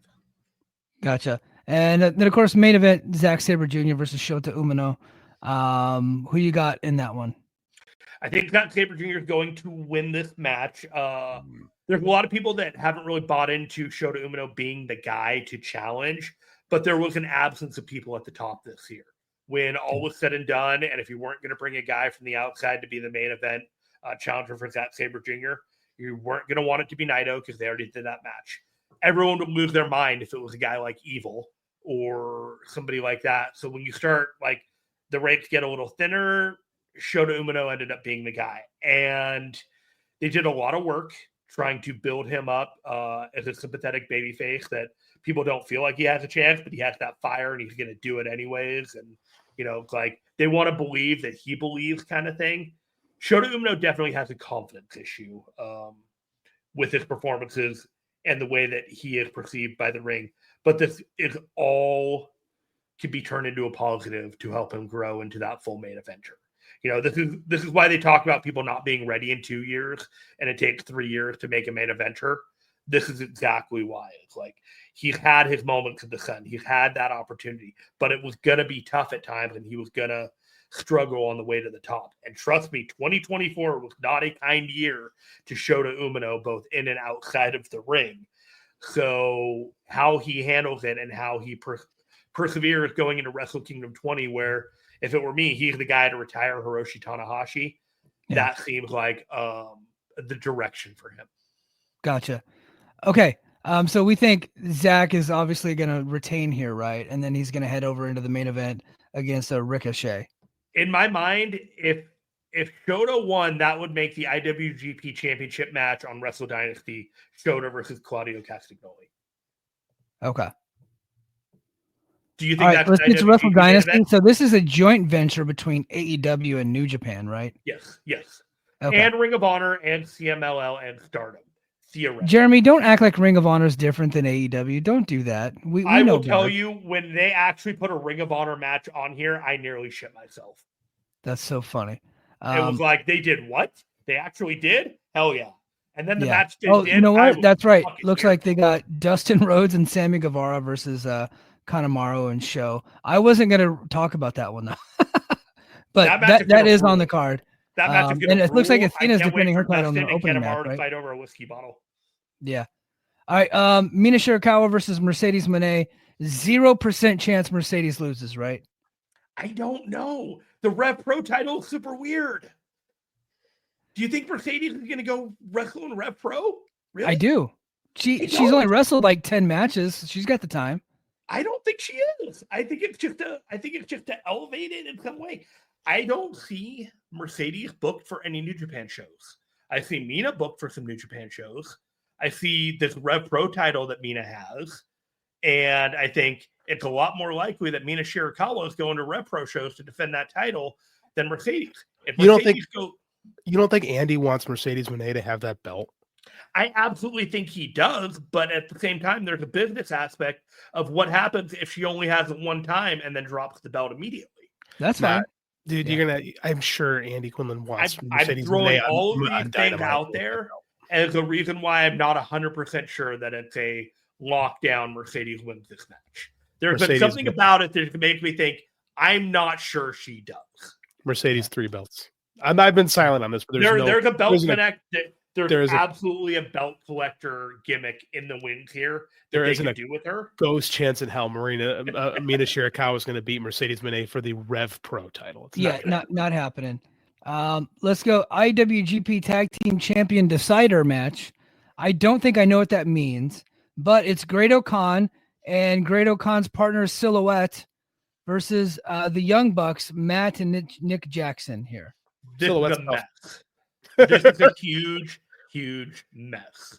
During the World Tag League, Henare tore his ACL, and he and Great-O-Khan were the IWGP Tag Team Champions. That sucks because Henare is great, by the way. Henare is great. He's a beast. And Great-O-Khan has been pretty tremendous this year as well. You know what? The initial rollout of Great-O-Khan was like over the top cheese, and I don't think it worked. But he turned himself into like a pretty fucking good character. I think he's really good. I think the interesting thing is to see the rehabilitation of Great-O-Khan when Okada left. Yeah. Hey, keep going. I'll be right back. You got it. So here's what happened. Here's what happened with this title match. Okay. Henare tore his ACL. And then they're like, oh shit, the Young Bucks are supposed to be doing this match. And instead of vacating it or maybe having Bishamon, Hiroki Goto, and Yoshihashi doing this match or doing a multi-person match, they went ahead and said Great-O-Khan has vacated it, but he is going to wrestle alongside a mystery partner against the Young Bucks for the IWGP titles. For whatever reason, they have to get those titles on the Young Bucks. That's the implication that I'm getting out of all of this. And if I could be Jeff Cobb is the person that I think would be the partner. Why not advertise that then? Why not just say it's going to be Jeff Cobb? I don't know, because maybe they haven't completely decided yet, because it's probably going to be a United Empire member. The United Empire is completely decimated right now. It could be somebody like Mark Davis or somebody that they roll over from AEW, but it would make more sense to be a New Japan guy. At the end of the day, it's going to be whoever the Young Bucks want to be the other guy in that thing, be it Templario, be it Jeff Cobb, be it TJP, or Akira, any one of the guys in the United Empire, in order to have the match with it. Jeff Cobb's probably the most interesting, but Jeff Cobb is definitely the most interesting. Like with most things with the Young Bucks, I just think, Well, the end game is going to be the Young Bucks dropping the titles in Japan to Hiromu and Naito. That'll be fun. Yeah, that'll be good. Yeah. Next up, Ishii challenging either Takagi or Takeshita, which I'm pretty sure we all believe is going to be Takeshita. And Ishii doesn't win matches, so Takeshita wins, right? This match is going to be a slapper. Takeshita wins. Make time to watch it. Yeah. Good stuff. Yota Tsuji versus Jungle Boy's on this show? Jack Perry. Yeah. Okay. Yota Tsuji versus Jungle Boy. I mean, please tell me Yota Tsuji's going to win. Absolutely. Okay. Good. Thank God. Jack Perry is fun in New Japan, but this is all designed to get Yota Tsuji a win, presumably after he loses to David Finlay the night before. Well, and Tony Khan sending a guy that he doesn't care if he wins or loses. So he's like, there's a lot of people that Tony Khan seems to be sending that he doesn't seem to mind if they lose or not. Yeah, or he doesn't seem to mind if he's on his television shows. So this one's interesting because I'm curious about how they book this one. David Finlay versus Brody King. I think it's going to be a good match, but I think that Brody King is a guy that AEW really needs to start getting behind. But I think on paper, it looks like Finlay will probably win this match because he's in a more elevated position in his company than Brody King is in his company. But eventually, I think they're going to have to start getting behind Brody King. I know they're going to sign the next WWE fired and push him over Brody King. That's what the fuck they do in this company. But eventually, they're going to have to push Brody. Brody King has the highest ceiling from the House of Black. Fight me. Oh, yeah. Who would fight you on that? It's obvious. Yeah. From day one. I want to make that clear. He is the best of that. He is the most affable to work with. He is the one that seems least likely to bitch about his booking. Everything about him is like, you are a model employee and I like you. Yeah. Book him. Book him like him. Be amazing. Next up, I expect it to be kind of similar to that without the title. Brody King match on the C2, where Finlay is just kind of struggling to beat him, but there's going to be a level of brutality to it that I think I'm going to be here for. Okay. Yeah, it should be pretty good. Shota Umino versus Claudio Castagnoli. I mean, they gotta put over Shota on this one, right? I think so, but I wouldn't rule out Moxley showing up and fucking over Shota. Okay. Is Shota out of the doghouse? For the most part. Okay. Yeah. But I mean, Moxley sent a video saying, I'm not going to bother showing up for you. If he's not on Dynamite, keep an eye out. He might even be on Dynamite and then be a crazy person and fly to Japan just to fuck with that match at the very end. He would do that. You know what happened on Impact one time is Sami Callihan teleported one time from the Impact Zone in Nashville to Jacksonville on the same night during a taping there. So they did this pay-per-view with Impact where the main event was Moose versus Kenny Omega, but that was from Daly's place. It was taped, right? That was from Daly's place. Mm-hmm. And Sami Callihan was in a match earlier in the night, and he came to attack Kenny Omega, and he somehow teleported from Nashville to Orlando. And I wrote a whole article about the probability of him being able to catch a private jet from Nashville to Orlando. It was a whole thing I did, a whole bit. Maybe that's what he's doing. Who knows, man? The whole thing is just Moxley does this gimmick, right? He takes over a promotion and he's like, you have to fight me to win this thing back. He did it in GCW, he did it in New Japan, and now he's doing it in AEW. Yeah. And it's fine, but by the time he's gotten doing it in AEW, seen him doing it in all these other promotions, you're kind of like, this is what you do. Okay. This is your signature move. Let's run it back. Yeah. Kenny Omega returns to the ring for New Japan / AEW, and he's going up against Buzz Sawyer's grandson, I think, Gabe Kidd. That's a great comparison. Like That's really Buzz Sawyer might have run roughshod over right before he died in the 90s in the UK at some point, and met Gabe Kidd's mom, because he really reminds me of Buzz Sawyer. Gabe Kidd, you either love him or hate him. And there's a lot of people that hate Gabe Kidd because they think he's dangerous. They think he's reckless. They think whatever it is about pro wrestling, he's the bad part of. And I look at pro wrestling as like, man, you make me feel like pro wrestling is real when I see you. And that is the best compliment I can give a guy, is when I see him and I think, I believe you when you are in that ring. And he has gotten better this year. There were moments that he had that showed like a maturity and growth. Instead of being the madman raging and trying to get the attention on him, he would do something and then he would quietly let the moment sink in, stomping around the ring rather than pantomiming and being all Hulk smash at the same time. Little things like that have made me very, very confident in what he's going to be able to do in the ring with Kenny Omega. And when I get to Kenny Omega, my immediate gut instinct is temper your expectations. Don't expect the best bout machine. Just expect and be happy that Kenny Omega is back in a ring, getting his confidence back, getting his timing back, and getting the love from the fans. Because you may think that going back in front of 20, 25,000 people in front of the Tokyo Dome might suck, but they are going to love him and they are going to will him to succeed no matter what happens in that match. And it is the best place for him. That's what I was saying earlier. I think it's a good environment for Kenny to have his comeback match because he's not going to have to do the Kenny Omega match. He's going to work with a brawler who was going to respect the shit out of him, but has that edge to it that's going to be interesting. And Kenny's going to do great things with Gabe Kidd. Gabe Kidd's probably going to have the best match of his career. If you don't have the best match of your career with Kenny Omega, I don't know what you're doing. So I think it's super interesting. I like that Kenny probably sees it as a challenge, and he's not going to have to do all the crazy Kenny Omega shit. So I think it's smart booking. We're going to get one spot where Gabe Kidd suplexes Kenny Omega's midsection through a table, and it's going to be the heat for the entire match. Yeah. Main event is very likely Zack Sabre Jr. versus Ricochet.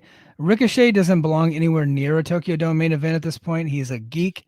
Tony Khan has just totally destroyed this guy. I think they think that they're getting him over as a heel, and they might be right, but it's like not a heel that you want to see in the main event. Like, he is a geek heel. But that's what we're getting. That's what they're sending over to the Tokyo Dome. Either way, Ricochet loses, right? God, I hope so.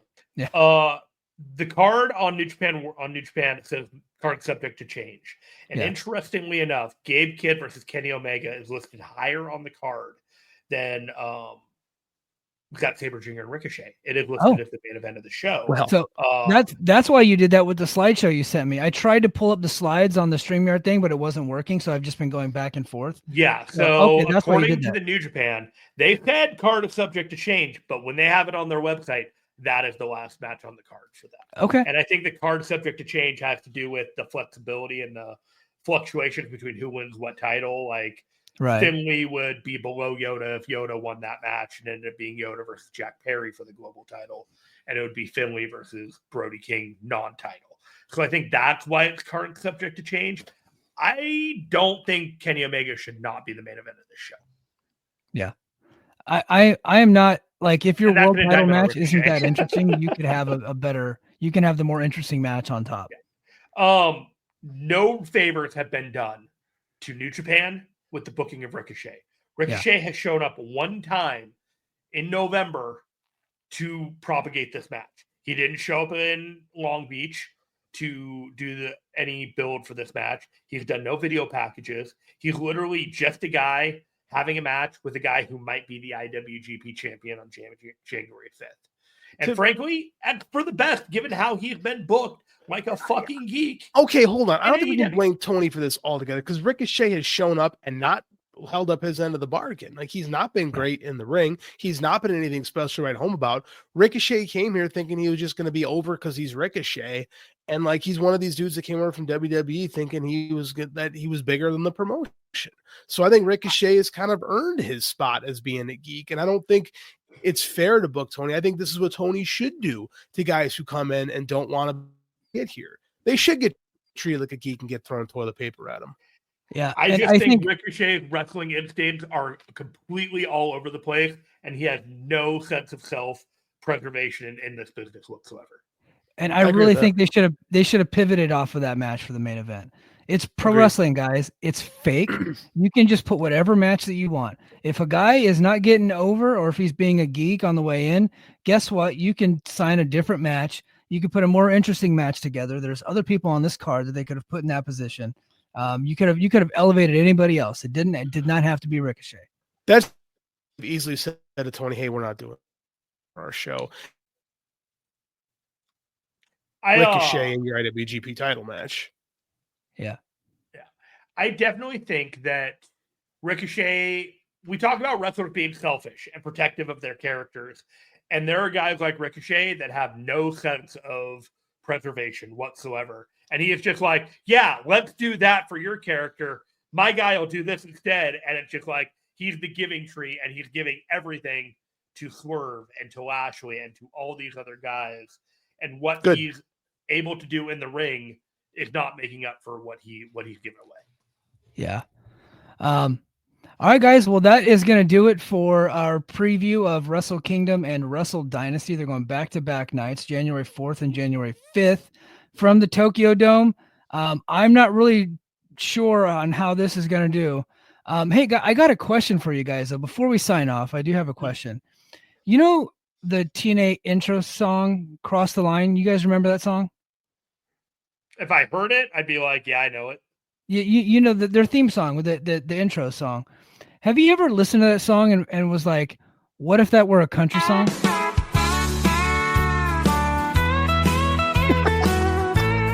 JD, come back. This is my destiny. It is the truth I see in this world. Welcoming the next era. A way to cross the line. Jesus Christ. Right. Honestly, you need to go home every Sunday night with that song. Take it home. Rock you sleep on a Sunday night with the Cross the Line country style. Yeah, they never should have gave me AI. That was really a bad thing to give me. AI was a mistake. AI was definitely a mistake.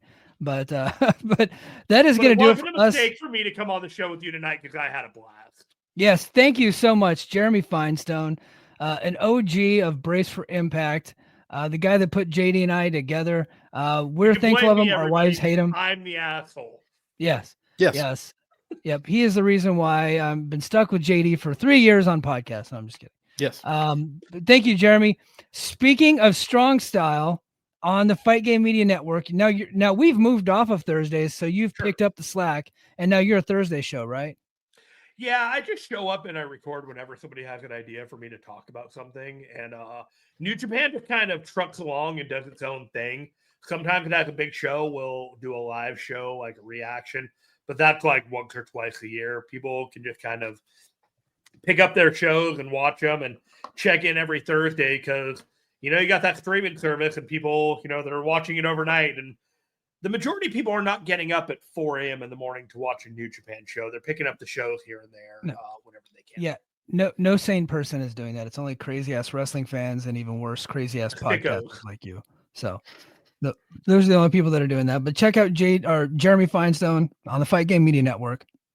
Go subscribe to their YouTube channel. Make sure you're a subscriber to this YouTube channel. We just crossed 2,000 subscriptions, so thank you very much. But also head to patreon.com/the Mike and JD Show. I did a good 90-minute Brace for Impact yesterday morning. I had a fun time doing that. We're back tonight. This audio is going to be immediately up on the Patreon, so go over to the Patreon. And then I'm going to be back throughout the week, just popping in as news breaks to do some stuff. JD already has something in the can that he forgot to email me that I need to upload. But I did. I'm also going to harass JD to talk about comic books and Superman. We have stuff to unpack, and maybe other people want to hear what we have to say. I think that an occasional comic book men type show with JD and Jeremy, I think would get over pretty well on our network. We do have some crossover with comic book, but we'll be back throughout the week doing some stuff. JD's got something that's going to be uploaded here pretty soon, I'm sure.